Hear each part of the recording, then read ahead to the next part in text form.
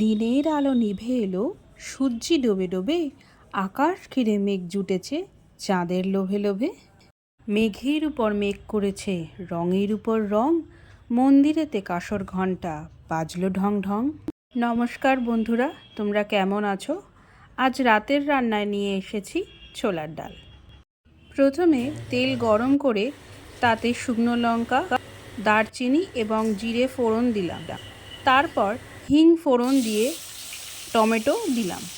আমি কিন্তু আজকের ডালটা আলু ছাড়াই করব।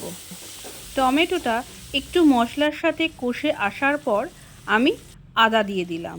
তারপর একে একে সমস্ত মশলা, হলুদ, নুন, চিনি, জিরে গুঁড়ো, ধনে গুঁড়ো, লঙ্কা গুঁড়ো, যেগুলো রেগুলার মশলা হয় সেইগুলো সব আস্তে আস্তে পরিমাণ মতন দিয়ে দিলাম এবং ধীরে ধীরে কষাতে লাগলাম। যতক্ষণ না পর্যন্ত মশলা থেকে তেল ছেড়ে আসে ততক্ষণ পর্যন্ত কিন্তু এই মশলাটাকে কষাতে হবে। বাইরে হচ্ছে বৃষ্টি, আর বাড়িতে আবদার হয়েছে আজকে লুচি আর ছোলার ডাল খাবে।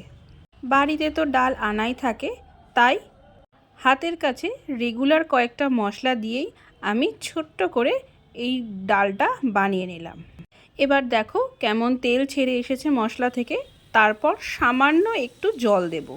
এই জলটাকেও কিন্তু ততক্ষণ পর্যন্ত নাড়াতে হবে যতক্ষণ না মশলাটার সাথে এটা শুকিয়ে যায়। এর ফলে জল দিয়ে মশলাটা কষা হবে। আগে আমরা যেটা করছিলাম সেটা তেলের সাথে মশলাটাকে কষালাম, এরপর দিলাম জলের সাথে।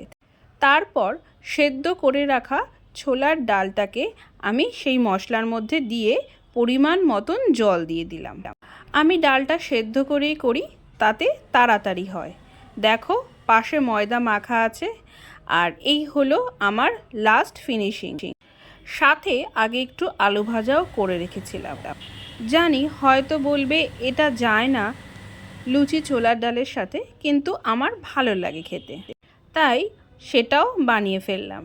আমার এই রান্নাটা তোমাদের কেমন লাগলো আমাকে কমেন্ট করে জানিও।